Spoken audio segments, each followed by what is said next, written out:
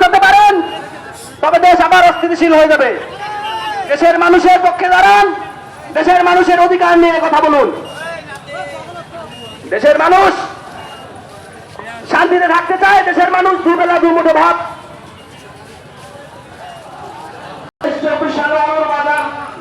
বাইরে চলে যায়, ভোট করা কষ্ট হয়েছিল, কিন্তু কৃষক টাকা পাইনি। এবার থেকে আবার কৃষক ফিরেছে আমার দিকে। এবার কৃষকের মানুষের সিন্ডিকেটে পড়ে গেছে কৃষক ভাইয়েরা।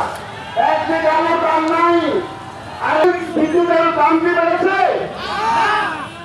ডিজেলের দাম বেড়েছে।